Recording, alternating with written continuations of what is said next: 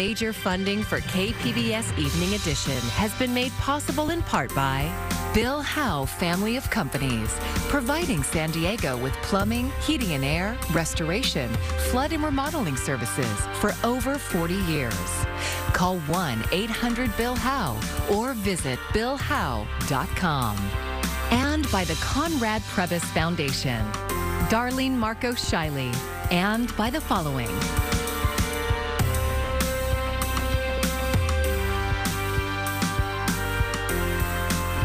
And by viewers like you.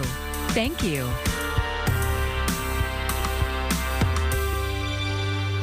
This second Monday of October honors the history and culture of Indigenous peoples in our country. Thanks for joining us. I'm Maya Trabulsi. It's been an official national holiday since last year, replacing Columbus Day in most of the U.S. San Diego County is home to 17 tribal communities, the most of any county in the country. KPBS education reporter MG Perez takes us to a local high school celebrating a difficult history today. You can hear the pride of Indigenous peoples, and you can feel their power. These are members of the intertribal Star dance group, representing the Kumeyaay and other tribes across San Diego County. In this case, STAR stands for strong, traditional, and resilient. All characteristics of ancestors, they say, were demoralized and degraded by European invaders, including Christopher Columbus. And he said he discovered America when there was already people here. You know, our tribes were here, and we had our societies, we had, you know, our own way of living. The audience for this holiday commemoration are students at Canyon Hills High School in Tierra Santa. Along with being entertained, they are also being educated by some Native American students their own age.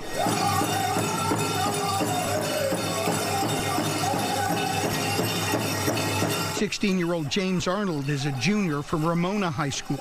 He has a heritage with the Navajo, Pueblo, and Lakota tribes. He proudly has been a grass dancer since he was 10. Back in the old days, what we would do is they'd send out grass dancers like before ceremonies and before powwows, and the grass would be like really long. It'd be like this tall plains grass, and so they'd send out grass dancers to go and stomp all the grass down, and so that's what I do. Ayland Arnold is 14 years old and here to stomp out stereotypes. We're not just like headbands and like feathers on the top of our heads. Like, we're so much more than that. For 45 years, this was Junipero Serra High School, named after a Spanish priest who led the forced conversion to Catholicism of indigenous people during colonization.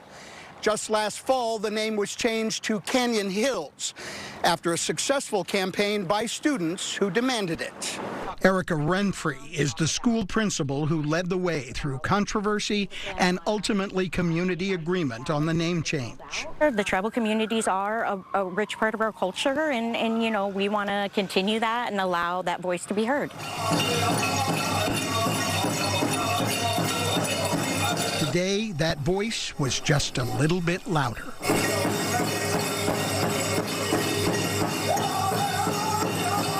MG Perez, KPBS News. And we're now less than a month from the November 8th general election. And starting now, KPBS News has a lot more content to help get you informed. You can start by simply going to our website, kpbs.org, and clicking on the Voter Hub link on the homepage. We have all of our content on local and state races and ballot measures. And for the first time, we have a Spanish language version as well. KPBS will also have a live online special on election night. With ballots starting to be mailed out over the weekend, you can now cast your vote. And today, the County Registrar of Voters unveiled another way that you can return your ballot. KPBS reporter Alexander Nguyen was there and brings us the story. Starting today, voters who have received their ballots can turn them into these new standalone ballot drop boxes. County Registrar of Voters Cynthia Paz says they are very secure and voters can be assured their votes won't be tampered with. It's made of high-grade stainless steel. It has tamper-evident security measures. It also has a very thin space to insert the ballot. It has double locking mechanisms in the doors. It just provides another convenient, accessible option for turning in your ballot. In addition, there are heavy-duty chains to secure the boxes in place to prevent someone from ripping them out. It's pretty heavy duty. These are the same boxes that have been used in LA and Orange counties for the past couple of years. There are 141 of them throughout the county. Paz says you don't need to wait until Election Day to cast your ballot. You can do it now. I did today. I actually dropped mine in there. While drop boxes are convenient for voters like Stephen Simone, who votes by mail, it seems unnecessary. Because there's plenty of places to drop off your ballot anyway. You can do it by mail or you can drop it off at the polling place. So to me, like I say, I guess it seems unnecessary. Ballot drop boxes are required by California law. The official boxes are red, white, and blue with the registrar logo and county seal. With early voting started and you still don't know who to vote for, you can head over to kpbs.org/voterhub. There you can find more information on the ballot or try our ballot guide. In Kearney Mesa, Alexander Nguyen, KPBS News.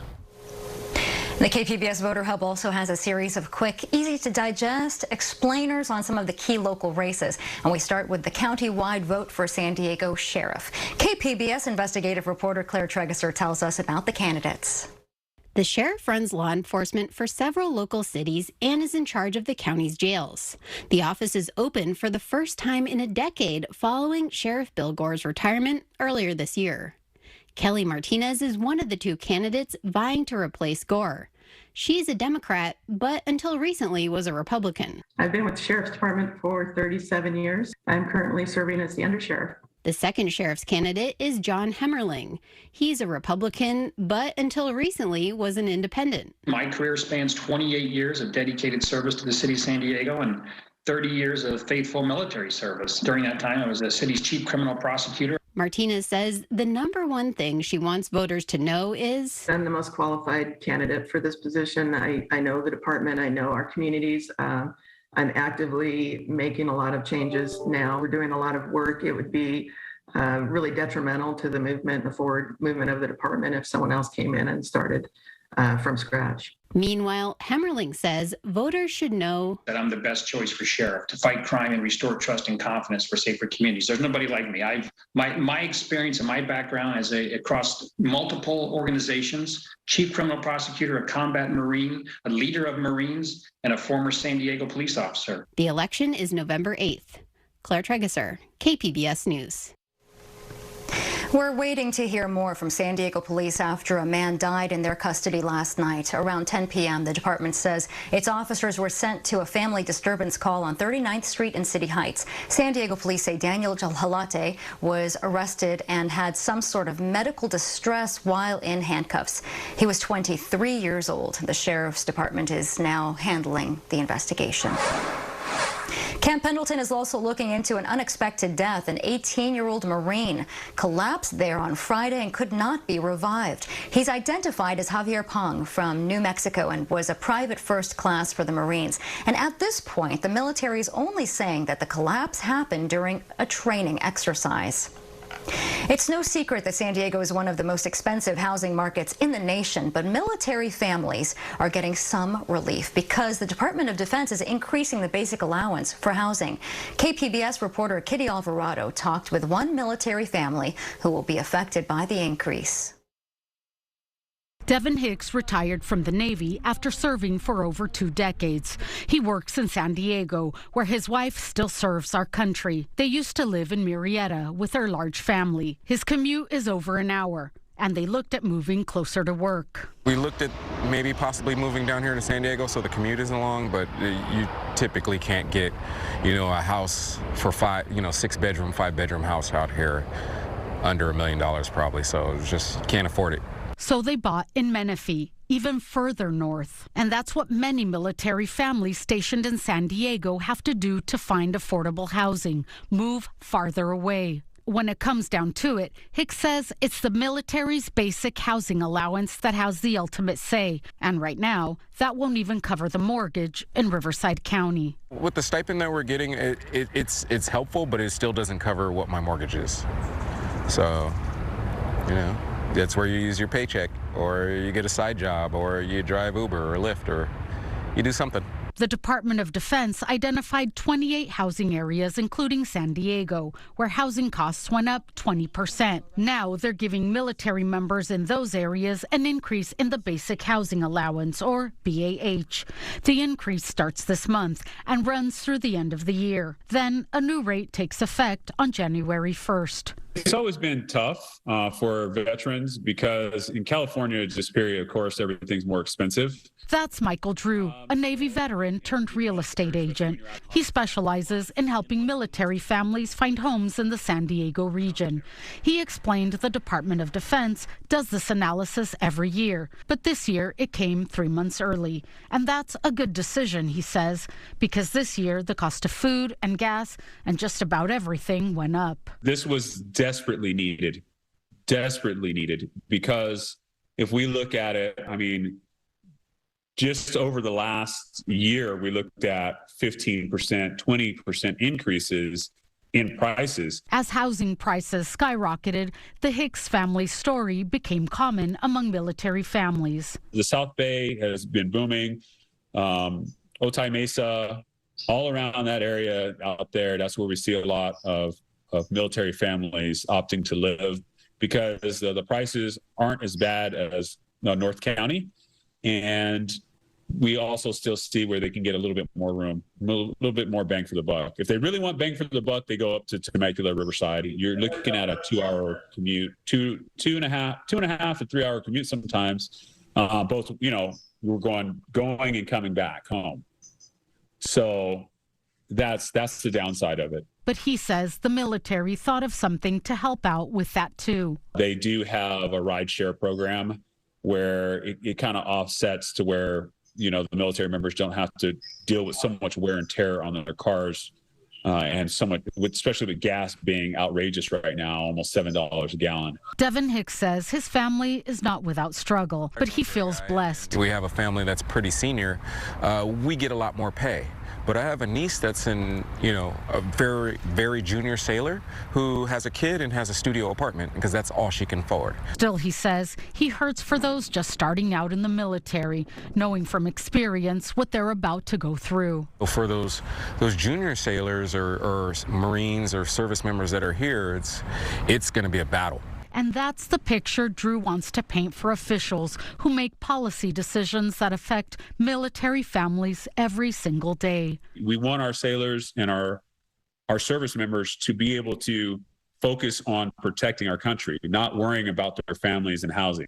Is my family freaking homeless? Or, no, that distracts from our mission. Kitty Alvarado, KPBS News. With Santa Ana season about to hit its peak in California, the state's attorney general is leading an effort to assess wildfire risk for new developments. Rob Bonta visited San Diego's Mission Trails Regional Park today to outline some new guidance coming from his office. He says it will help local governments mitigate risks for proposed developments in fire-prone areas.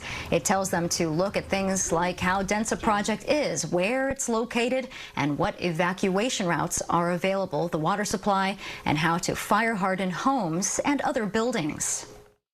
But when house hunting and apartment searching, there are other questions that might not immediately get asked, but they are critical ones, like how likely is this home to burn up in flames tomorrow? Do fire, rescue, and emergency responders have easy access to my neighborhood? The Attorney General says local governments need to carefully analyze and address wildfire impacts for development projects during the review process, which is required by the California Environmental Quality Act.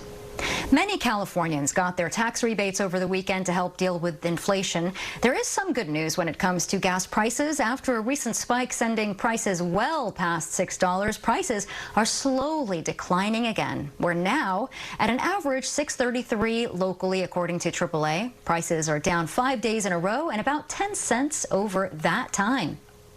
For some people, the price of gas has people looking at electric cars. Climate change is another motivator. And for others, it's simply a matter of personal health. KPBS environment reporter Eric Anderson tells us how San Diego's air quality stands to improve as the trucking industry goes electric.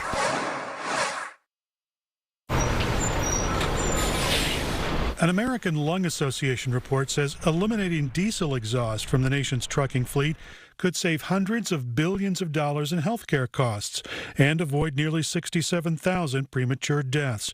The association says there will be nearly 2 million fewer asthma attacks and 8.5 million fewer missed work days. We found $735 billion worth of public health benefits is on the table if we make strong investments in cleaning up the truck sector, partnering that with clean energy, and really making a strong push to zero-emission technologies. That could have important implications locally. San Diego ranks in the top 10 of the most ozone-polluted cities in the United States.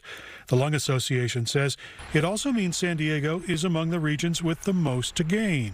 So it's really important when we're looking at where these benefits can accrue the most, that we take heart. San Diego can really make a major leap in air quality and health equity by supporting the transition to zero-emission trucks. Barrett says getting rid of diesel-powered trucks will help disadvantaged communities like Barrio Logan and National City. He says eliminating pollution in those neighborhoods will go a long way toward improving the health and quality of life in regions that suffer disproportionately from the trucking industry. Eric Anderson, KPBS News. Padres fans have a smile on their faces today. The season is still alive after winning this weekend's playoff series in New York. Canna hits this one hard, right center field. Grisham going back, all the way back, makes a great catch at the wall. Trent Grisham doing it all as he fires it back in. What a play by the center fielder. Been the player of the series as the Padres took the best-of-3 series against the Mets, but it was pitcher Joe Musgrove who had one of the best performances of his career, allowing just one hit. There was some controversy, though, with the Mets questioning whether Musgrove had an illegal substance on his ear. Umpires checked but found nothing suspicious. Up next for the Padres is a best-of-5 series against the Dodgers, and Game 1 is tomorrow night in L.A.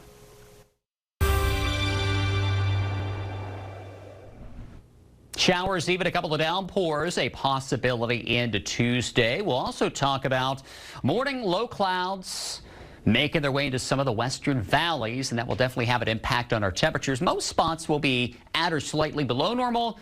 A couple of areas could be above normal. Let you know what areas we'll expect to see the core of the heat. But look at that upper level low diving its way down toward the south. That's going to have impacts on our weather as we go forward through time. Let's first talk about the short term. Later on tonight, as we drop back into the mid-60s around San Diego, oceanside clouds rolling back in Chula Vista, Borrego Springs falling down to 68. And again on Tuesday, they can see some showers and some thunderstorms, especially over the mountains and into the deserts.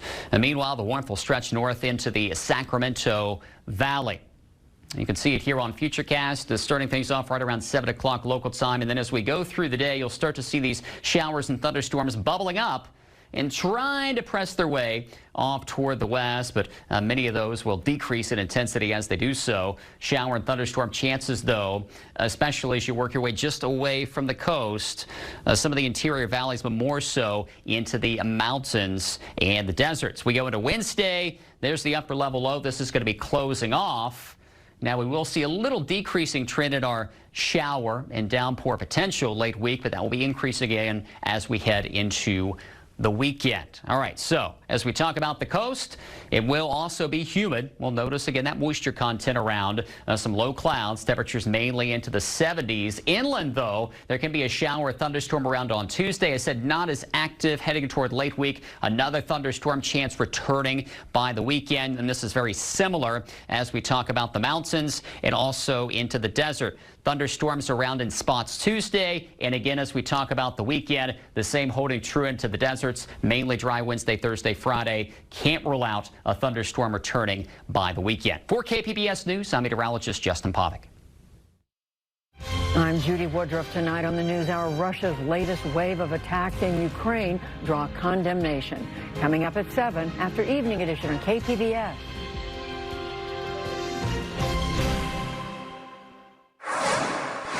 It's a reckless war.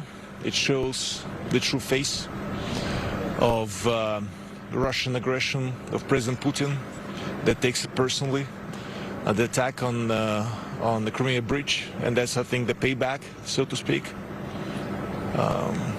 It's just devastating, and it's horrifying. Millions of people are in the city of Kyiv, civilians, and again, just a couple of years from here, civilians being killed again.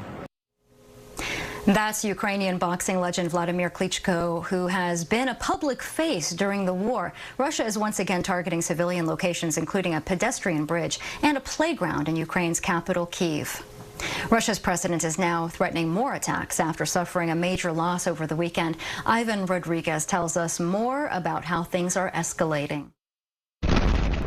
Massive explosions rocking power lines in Dnipro, Ukraine, sending debris raining down on top of drivers frozen in their tracks. In Zaporizhia, flames raged from the rubble of an apartment building, reduced to ruins after strikes from Russian rockets. And unsettling images reveal children's playground equipment amongst smoldering scorched earth. These are just a few of the lethal attacks unleashed across Ukraine by Russian forces targeting power plants, bridges, and other infrastructure, the heaviest since Russia began its invasion of Ukraine. They're trying to spread chaos and panic. They want to annihilate our energy supplies. They're hopeless. Their second target is our people. They specifically selected this time in order to hit us the hardest. Russia says the attacks are in response to the bombing of the Kerch Bridge linking Russia and Crimea on Saturday. Kyiv has not claimed responsibility for that blast. All assigned targets are hit. A senior Biden administration official says the White House is closely monitoring the attacks and finds them troubling. We're in touch almost daily with the Ukrainians, and we're going to continue to provide them security assistance.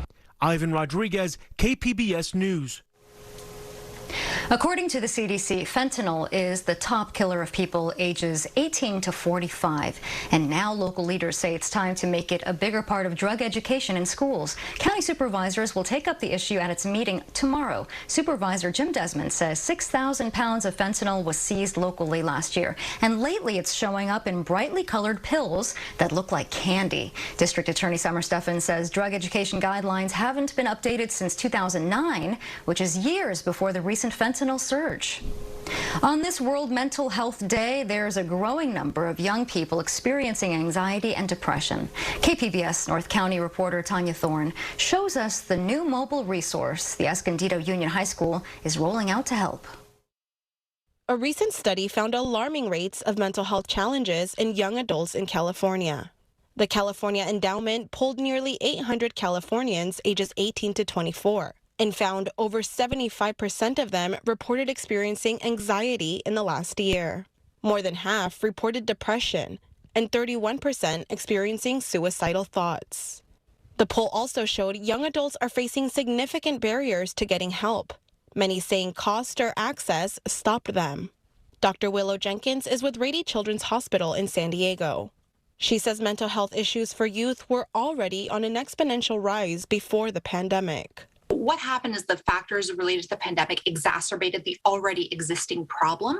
And so the pandemic brought all the stresses of isolation, school disruption, social isolation, impacts on families. But the other piece that came along with the pandemic, which is particularly affecting older adolescents, is the issues related to racial injustice, all the political tensions, and then a lot of emphasis was put on climate change. Dr. Jenkins says Californians are facing other pressures too. Being in California is difficult in some ways. Cost of living is high, and a lot of families are struggling to make ends meet. And that means families are maybe working more than one job or working odd hours. And that means they're going to have less time to spend with their children potentially. And so that's going to have that effect on children and families. The increase in mental health concerns is pushing some schools to be proactive. The Escondido Union High School District has been offering high school students mental health support since March. But a new mobile resource is allowing them to expand behavioral support.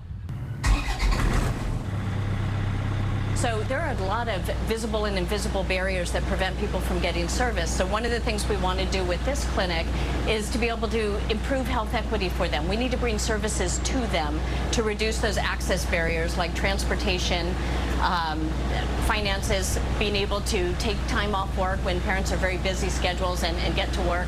Wendy Vieira is with Neighborhood Healthcare, the provider giving the care. Everything is escalated. We have kids with a lot of trauma, a lot of abuse, bullying, things going on, tremendous anxiety and depression. Vieira says the mobile health center will spend one day at each of the Escondido high schools every week.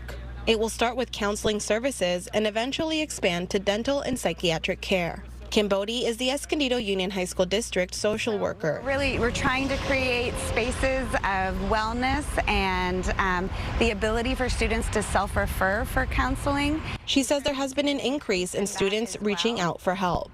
We think this is a good sign as mental health literacy seems to be improving with our young people. There's been so much campaigning and notice around social emotional well-being. She hopes talking more about mental health and offering resources will lead to more students getting the help they need. Tanya Thorne, KPBS News. And here's a look at what we're working on for tomorrow in the KPBS newsroom. The NFL is wrapping up another week of games tonight. NPR's Morning Edition will tell us why the league is updating its handling of concussions after already seeing some scary moments this season. And KPBS Midday Edition checks in with sports writer Jay Paris as the Padres begin their playoff series in LA against the Dodgers. And you can find tonight's stories on our website, kpbs.org. Thanks for joining us. I'm Maya Trabulsi. Good night. Major funding for KPBS Evening Edition has been made possible in part by Bill Howe Family of Companies, providing San Diego with plumbing, heating and air, restoration, flood and remodeling services for over 40 years.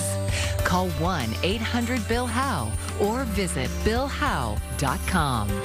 And by the Conrad Prebys Foundation, Darlene Marco Shiley, and by the following.